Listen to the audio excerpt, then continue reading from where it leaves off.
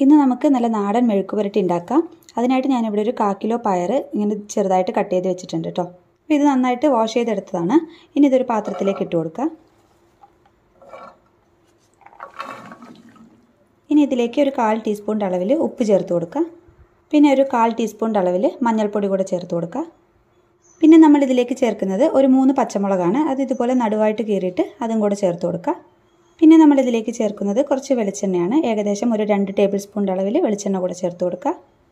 ഇനി നമുക്ക് ഇത് വേകാൻ ആവശ്യമായിട്ടുള്ള വെള്ളം ചേർത്ത് കൊടുക്കുക. ഞാനിവിടെ 3 ടേബിൾ സ്പൂൺ അളവിൽ വെള്ളം എടുത്ത് വെച്ചിട്ടുണ്ട്. അതും കൂടെ ചേർക്കുന്നുണ്ട് കേട്ടോ. അപ്പോൾ ഇത് നാടൻ പയർ ആയതുകൊണ്ടാണ് ഞാൻ 3 ടേബിൾ സ്പൂൺ അളവിൽ വെള്ളം ചേർത്തത്. ഇപ്പോൾ അച്ചിങ്ങ പയറൊക്കെ ആണെങ്കിൽ, നീളമുള്ള പയറൊക്കെ ആണെങ്കിൽ നിങ്ങൾക്ക് 1 ടേബിൾ സ്പൂൺ വെള്ളം മാത്രം ചേർത്ത് കൊടുത്താൽ മതി. ഇനി ഇത് നല്ലതുപോലെ ഒന്ന് മിക്സ് ചെയ്തതിന് ശേഷം നമുക്ക് വേവിക്കാനായിട്ട് വയ്ക്കാം. എപ്പോഴും നമ്മൾ മെഴുക്കുപുരട്ടി എല്ലാം റെഡിയാക്കി എടുക്കുമ്പോൾ ഫ്ലെയിം അല്പം കുറച്ച് വെച്ചതിന് ശേഷം ഇതുപോലെ അടച്ച് വെച്ചിട്ട് വേണം കുക്ക് ചെയ്തെടുക്കാനായിട്ട്. അപ്പോൾ ഇതുപോലെ കുക്ക് ചെയ്തെടുക്കുന്ന സമയത്ത് നമുക്ക് ഇടയ്ക്കൊന്ന് പാത്രം ഓപ്പൺ ചെയ്തതിന് ശേഷം ഇതുപോലെ മിക്സ് ചെയ്ത് കൊടുക്കുക. നന്നായിട്ട് പയറൊന്ന് സോഫ്റ്റായിട്ട് വരുന്നത് വരെ ഇതുപോലെ വേവിച്ചെടുക്കുക.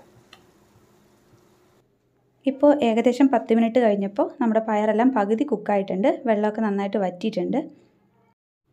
ഈ സമയത്ത് നമുക്കിതിലേക്ക് ആവശ്യത്തിനായിട്ടുള്ള കറിവേപ്പില ചേർത്ത് കൊടുക്കുക.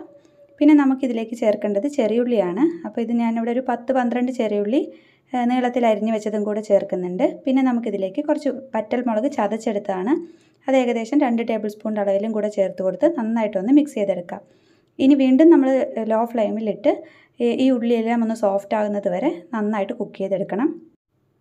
ഇപ്പോൾ നമുക്ക് ഉപ്പൊക്കെ ചെക്ക് ചെയ്ത് ആവശ്യമുണ്ടെങ്കിൽ ഉപ്പ് ചേർത്ത് കൊടുക്കുക. കുറച്ച് എണ്ണ വേണമെങ്കിൽ ചേർത്ത് കൊടുക്കുക. ഇവിടെ ഞാൻ നോൺ സ്റ്റിക്കിൻ്റെ പാൻ എടുത്തത് കൊണ്ട് എനിക്ക് അധികം എണ്ണ ആവശ്യമില്ല.